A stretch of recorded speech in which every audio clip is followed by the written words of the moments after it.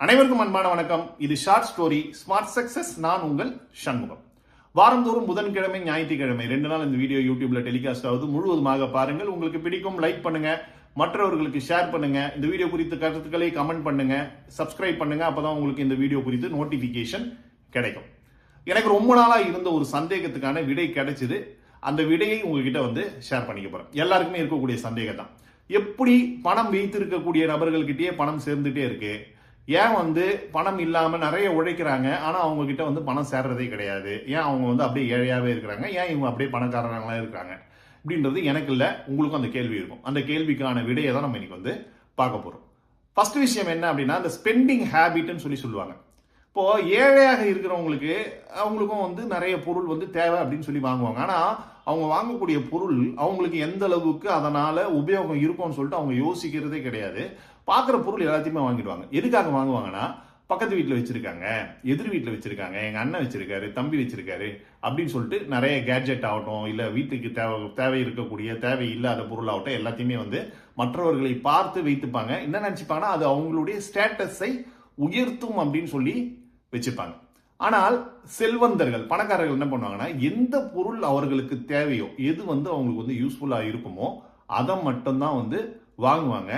அப்போ அந்த பொருள் மட்டும் வாங்குறதால அவங்களுக்கு அந்த செலவு செய்யக்கூடிய பழக்கம் அப்படின்றது கொஞ்சம் வித்தியாசமா இருக்கும். அதால தான் அவங்க கிட்ட பணம் சேருது. இது முதல் காரணம். ரெண்டாவது காரணம், ஏழைகளுக்கும் சேமிக்கணும் ஆசை இருக்கும். பணக்காரங்க அந்த சேமிப்பை வேற மாதிரி பண்ணுவாங்க. அதுக்கு பேர் முதலீடு அப்படின்னு சொல்லி சொல்றோம். இப்போ அந்த சேமிப்புக்கும் முதலீடுக்கும் இருக்கக்கூடிய வித்தியாசத்தை நான் சொல்றேன். அதாவது ஏழைகள் சேமிப்பு அப்படின்றது எப்படி இருக்கும் அப்படின்னா, அவங்களுடைய செலவு எல்லாமே போக மீதி எவ்வளவு மிஞ்சுதோ, எவ்வளவு காசு இருக்கோ அதை பொறுத்து தான் அவங்களுடைய சேமிப்பு அமையும். ஏன்னா எல்லாருக்குமே பட்ஜெட்டோ இல்லை அவங்க பட்ஜெட் போடாமலோ செலவு பண்ணாங்கன்னா அவங்களுக்கு கடைசியா எதுவுமே மிஞ்சுறது கிடையாது. வீட்டுக்கு எதுவுமே மிஞ்சுறது கிடையாது செலவு போக. அப்ப என்ன அவங்களுக்கு சேமிப்பு பழக்கமே இல்லாம போகுது. அப்படி இல்லைன்னா சேமிப்பதற்கு வாய்ப்பு இல்லாம போது, இல்லை குடும்பம் ரொம்ப சொற்பமா தான் சேமிக்க முடியுது.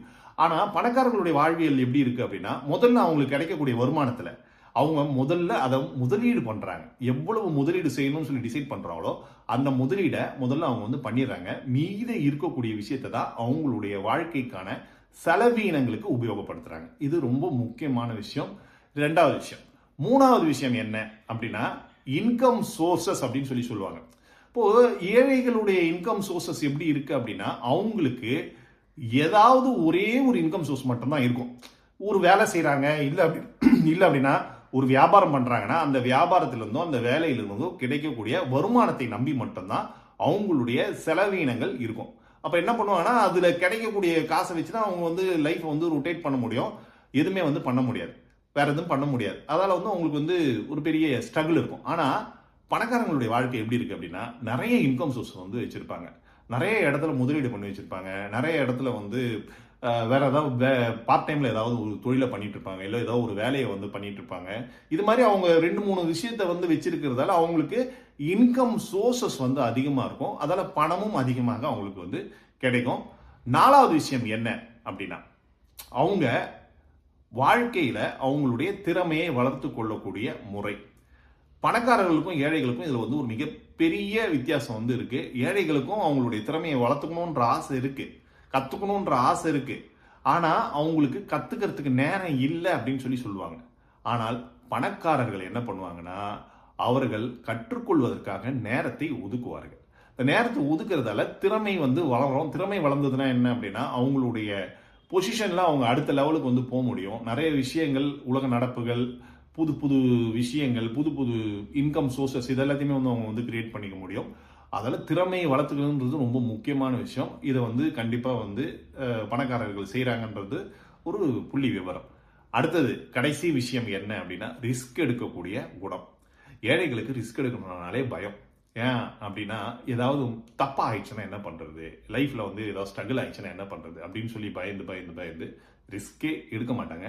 ஆனா கண்டிப்பா தெரியும் அவங்களுக்கு இதுல ஜெயிக்க முடியும்னு சொல்லி தெரியும். ஆனா ரிஸ்க் எடுக்கிறதுக்கு பயமா இருக்கும். அந்த பயமே அவங்களை ரிஸ்க் எடுக்காம விட்டோம்.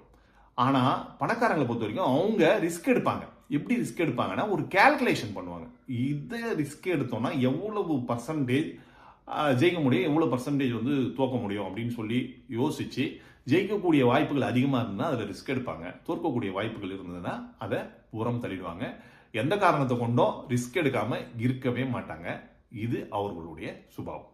இந்த 5 விஷயம், ஃபர்ஸ்ட் விஷயம் அவங்களுடைய ஸ்பெண்டிங் ஹேபிட்ஸ், ரெண்டாவது விஷயம் அவங்களுடைய சேமிக்கக்கூடிய அந்த இன்வெஸ்ட்மெண்ட் பண்ணக்கூடிய பழக்கம், மூணாவது இன்கம் சோர்சஸ், நாலாவது பார்த்தோம் அப்படின்னா அந்த திறமையை வளர்த்து கொள்ளக்கூடிய தன்மை, ஐந்தாவது இந்த ரிஸ்க் எடுக்கிறது. இந்த 5 விஷயமும் இருந்தது அப்படின்னா எல்லார்கிட்டையுமே பணம் சேரும். இந்த 5 விஷயத்த நீங்க கண்டிப்பா ஃபாலோ பண்ணுங்க. நீங்களும் மிகப்பெரிய செல்வந்தர் ஆகிறதுக்கு என்னுடைய வாழ்த்துக்கள். மீண்டும் அடுத்த வீடியோல சந்திப்போம். நன்றி, வணக்கம்.